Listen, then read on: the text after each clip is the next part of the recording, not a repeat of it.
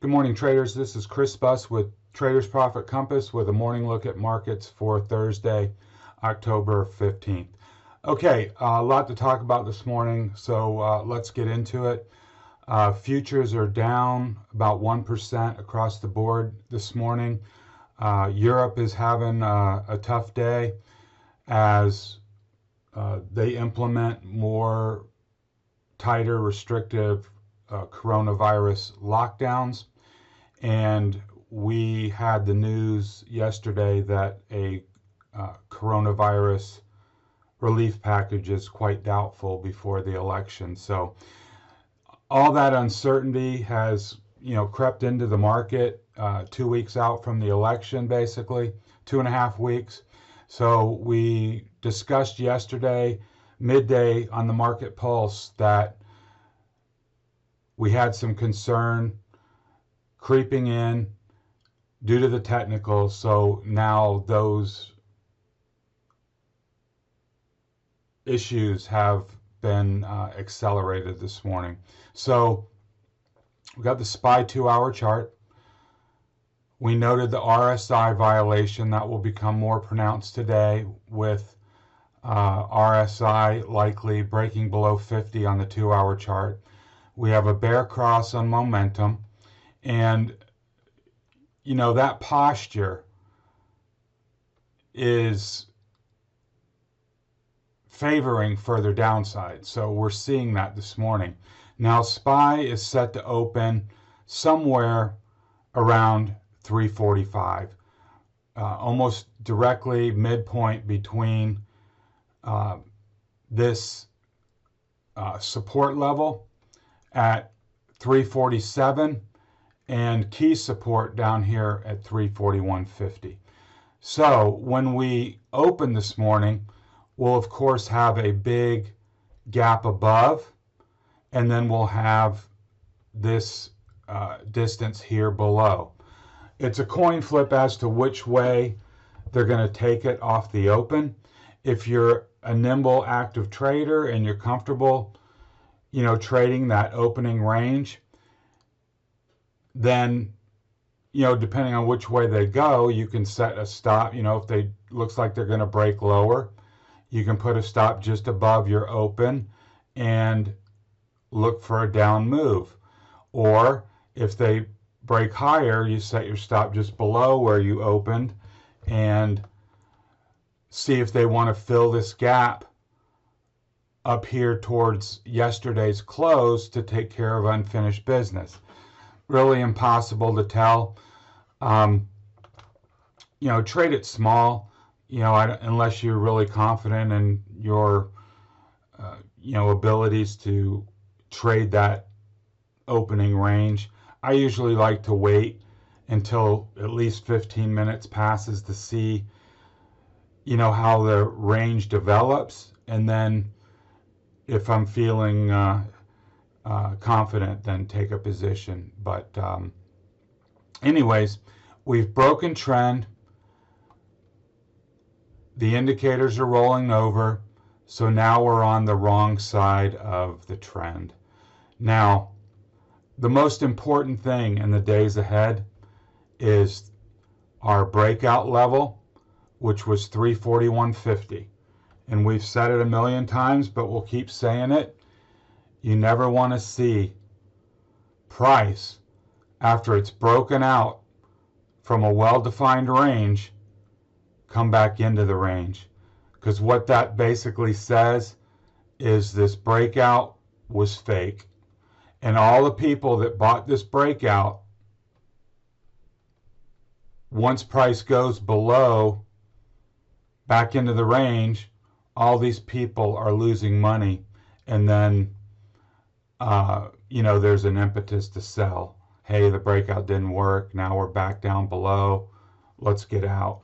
So if that were to happen, it's not a prediction, it's just a possibility, but I want to throw it out there, is the bottom of the box. So I would expect price to eventually come back to 330, if not even 322. So that was the real box that we had boxed in. this $20 range between essentially 342 and 322. So that's got to be an area of focus. And if the breakout's real, you'd expect a bounce there. I mean, it is support, and until it gives way, it will remain support. So I don't think it's going to slice right through that level. I think you're going to get at least a bounce there. So be ready for that if they take it to the downside this morning right out of the gate. Here's the 30-minute chart.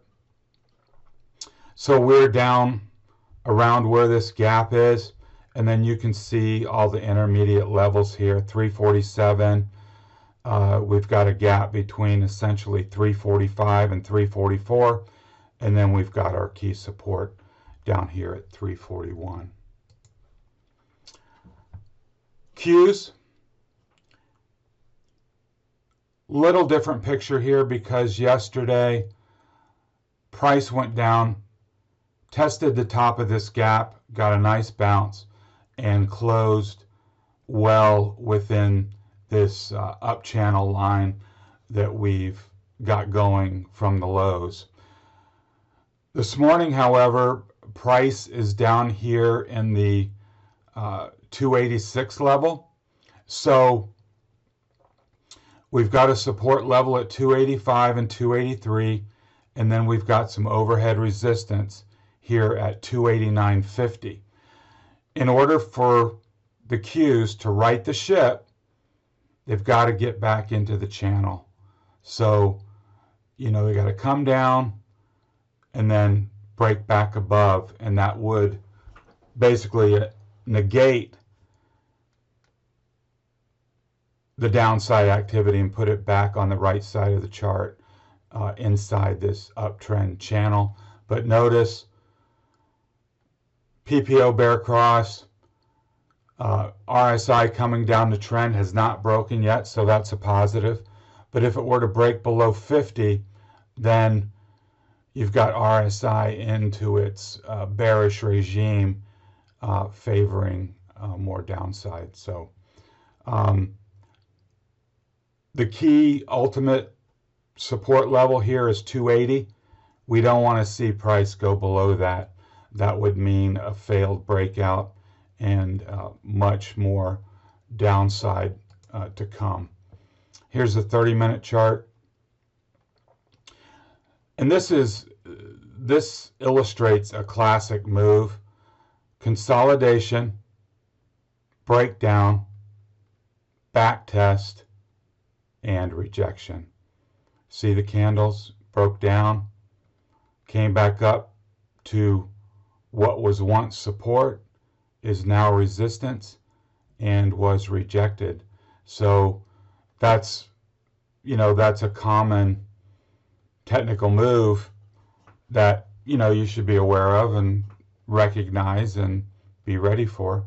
So now we're going to be down, you know, down here and have that gap above and space below to take it lower, whichever way they want to go. To right the ship, just like on the 2-hour chart, you know, if they can get back up above 293, that would be, you know, a big relief. Getting back above trend would be even better. Notice the PPO has come down and is flattened. You know, that gives us kind of a false picture, though, because we know we're lower, so that's going to break lower from here. But if you see a bull cross form, you know, this morning or later today, that will mean, you know, momentum is back on the upswing. So look for that kind of a move at one of these support levels, and that would give you some confidence to try along if you're an active trader. IWM is going to open below 160, and if you'll recall from yesterday's discussion, 160 is our bull bear pivot. So anything below 160, I would be leaning to the downside, and if price can recover 160, I think that's certainly helpful. It would have a long ways to go to recapture this trend line, but shorter term, I think if price can reclaim this 160, remember we always say if you reclaim a broken level from below, that's a bullish event, and then you can be long against 160 if it were to come down here and then break back above. I think the key level this has to hold is this 154.50. This was a big, trading range before. If you get down below, 154, you're probably going into the high 140s. Little clearer picture on the 30-minute chart. I don't want to spend a ton of time on it, but you see the levels and the gaps. These gaps will act as natural targets for price on the way down, and you can expect bounces at the top of gap support and at the bottom of the gap. So once you enter, then it's favored for a fill, and once you fill, then that becomes support, and you may get a bounce higher. Let's run through the FANG names very quickly, because honestly, they dictate what's going to happen because of the market cap. We've gone over that, a bunch of times. The broad market indexes will have an extreme amount of trouble going higher if the FANG names are going lower. Facebook, ramp, consolidate, break down. It's got to recapture 273.20 to become productive, get the chart back on an even keel. But as it stands now, further downside is expected. You've got a gap down here at just above 267.50, maybe 267.75. If that fills, then you're right back down here at 264. So top of the gap is a place to look for a bounce, and on a gap fill is a place to look for a bounce. And 273.20 is your bull bear pivot. If it were to reclaim that, I think you can try a long there and look for a move higher if the whole ship turns around suddenly and that level is recaptured. We have been talking about Apple, 120 being a real key. This morning, it's trading in the 218 area where there's a level of support. If 218 doesn't hold, then you're coming down to 217 and potentially all the way back to 115. So 120 is your bull bear pivot. If that level can be recaptured, I think you can get long with a stop just below, but otherwise, I think you have to lean to the bearish side as long as price is below 120. So look for this gap to fill, and hopefully there will be some support found on that gap fill, because if not, then we're coming back to 115. Tesla yesterday showed some remarkable resilience. It was going higher while the market was going lower. We talked about it midday. Got a big move up to 460. Got a pop above and is currently sitting at 460 with an open door to 475. I have not looked at the pre-market price for Tesla, but 460 would certainly be a support level, and then there should be very good support at 450. If you're into trading Tesla and you get a pullback to 450 that looks like it's going to hold, I think that's a good long entry there if that remains strong, because you've got this whole range as support. Now, the flip side of that is just like we talked about. If you see Tesla break down below 450, then the target becomes the bottom of the box, way down at 410. So, you know, if you're an active trader and you see that breakdown of 450, it's very objective to take a short there with a stop just above and see what happens. Microsoft, we were long October 23rd, 222 calls. I closed that position on this breakdown. We got a breakdown and a back test. And now this morning, I believe I saw in the pre-market that we're trading down around 218, which was a level that we had marked as potential support or resistance on the way up. That'll become support on the way down. Anything below 218 is going to target this gap at 217 and potentially back down to this 213 level, which was the original breakout. So I think for Microsoft to get back to bull mode needs to recapture this 221.50. So that would be my level of, you know, if it got back up here, certainly is an objective place to get long, or on one of these support levels down below. Amazon had a bad day yesterday, big sell-off, very weak bounce. Key off at 33.35 this morning. You can see there's a big gap below, and that was a big gap on the way, or excuse me, a big level on the way up that once it cleared, it had a lot of energy to go up to the top where it has been rejected and comes back down. You've got a,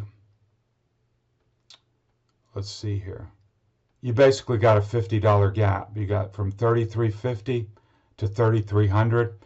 If you got a clean entry here on the gap, I think you can get short and look for a fill down to 3,300.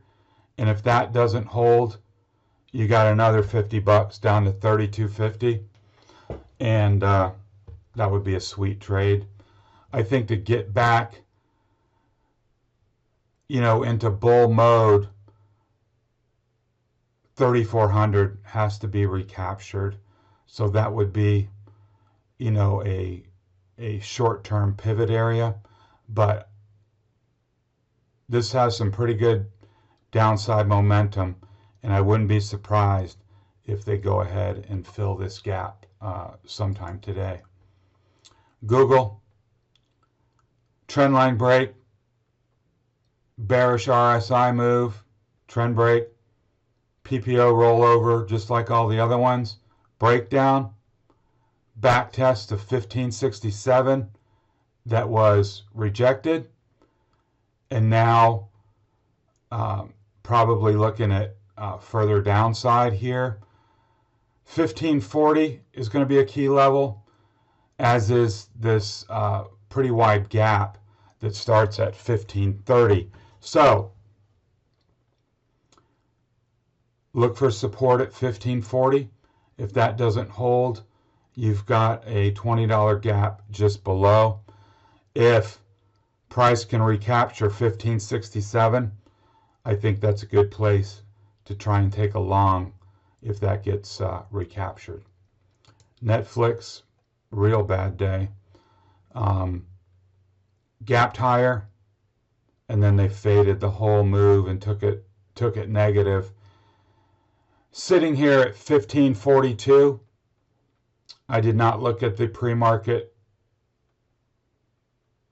price at the moment, but you've got 535, 525, and basically 515 below, $10 increments.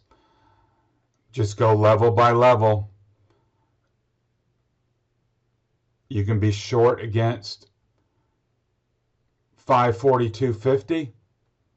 Look for 535, then 525, etc. You know, if it can find some support here or come down and recapture this 542.50, I think you might have a good long there. And what would really get it back on track is to recapture 555. We were trading this big C a little bit yesterday. Showed a lot of relative strength, actually. It came down, found support here at 103, and finished on a high note. So make note of that. But if price loses this 103 area, good probability it comes down to the bottom of the channel at 98 or 99.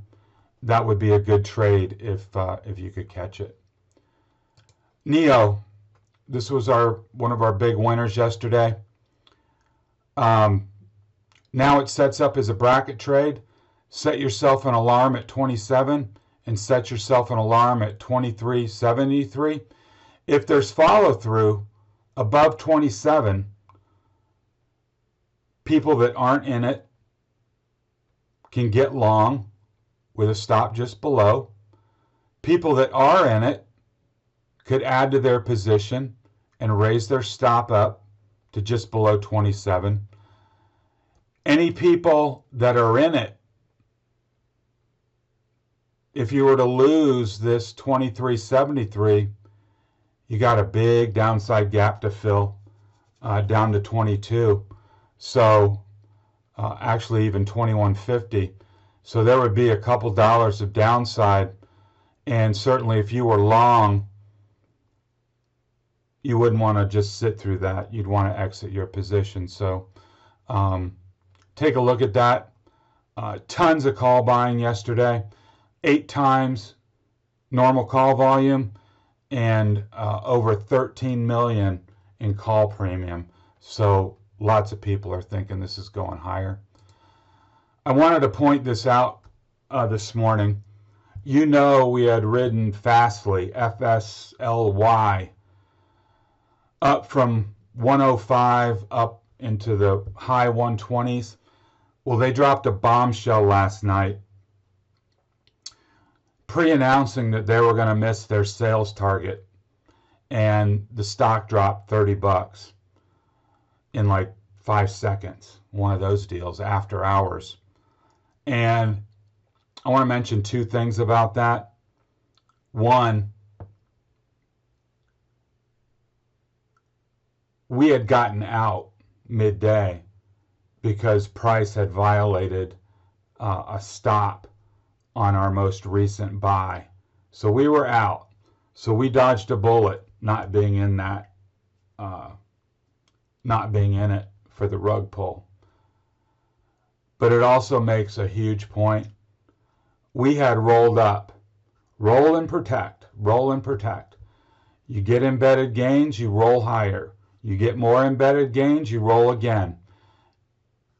This is one exact reason why you want to do that. We could have easily been sitting in our October 23rd 105 calls, $20 in the money, congratulating ourselves on how great we're doing on that position.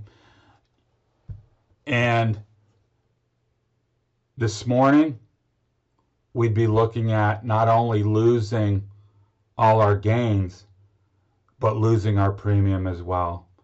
So that would have been a devastating loss of, had we done that. And that's why. That reason right there alone is enough for you to be motivated.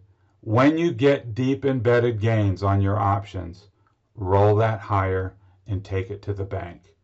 Make sure your plans include getting paid.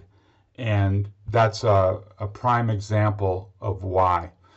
Yesterday we looked at 3 software ETFs, IGV, SKYY, and HACK, as potential breakout candidates as it challenged the old high. Well, today those are going to look like double tops. Got bearish divergence here. Yesterday, price was rejected at the highs, and today you're going to see a follow-up red candle. So I have SKYY here as well. It's basically exactly the same chart. Got some bearish divergence. Price rejected at the highs. You'll get a red candle this morning. So while it would have been better to take a short, obviously yesterday on that rejection, I still think it's fairly objective, of course, depending on how big that red candle is today. Shorting against the prior high and looking for a down move. And only time will tell if, contagion runs through the software sector after the, Fastly warning shot across the bow. So those might be some good trades. Bank stocks. Goldman reported yesterday. Good numbers, didn't do anything. Here's the range. Sell resistance, buy support. Sets up as a great objective short here against a level that it has not been able to clear for 4 months. I don't think it's going to be able to clear it now. And if it did, you got a paper cut. If it doesn't, you got a potential move back to 190 where you can cover. And that's, a $20-something move. I like that trade. Bank of America, rug pull, same kind of look. I don't think you've got an objective trade here. I would be looking and alarming 22.75 for a potential bounce, or if it breaks, take it short. XLF, we missed the entry, to be honest with you. We should have been selling resistance here, and we didn't. I didn't, but if you did, that was a great trade. Rejection, rejection, rejection. Buy support, sell resistance. Now it's on its way down. I think the next objective level for us is back at this 24.25 where we had looked at it before. So if we get any kind of kickback, I think you can hit it short. If we don't, this will be our next level. And lastly, guys, this is the KRE, rejected at the 200 and downtrend line. The regional bank stocks will not have the luxury of having income from capital markets, trading, that kind of thing that the big banks have. So they're much more exposed to the real economy, and the real economy is slowing down. I think you'll see that reported through the rest of the earnings season. We're probably going to get a red bar right here at the open. I'm not sure if this is an objective level right here to take a trade, but any kind of kickback, any kind of bounce off the 50, or if we drop below the 50, I think you could use the 50 as a stop and then look for a move down to this level at 34 that has held in the past, and then we'll just have to see how it handles support. Last time it did exactly what it was supposed to do, and that is hold and bounce. So now we're recycling back down towards the bottom. Okay, a lot to digest this morning. Let's just recap it real quick. The indexes are below trend. They got some work to do to the upside to recapture those important levels. If they can do that, that's bullish. If they can't, the posture of the technicals on the indexes is bearish short term.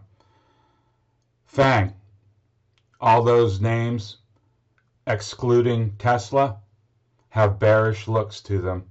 So have those levels and those gaps identified this morning. If you're an active, nimble trader, I think you can make some money if you use those levels effectively.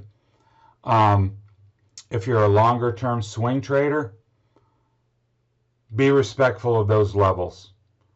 2 weeks out before the election, no stimulus. Who knows where they take this? But right now the posture is bearish. If you're committed to long-term positions, you may want to pick up some protection. And most importantly,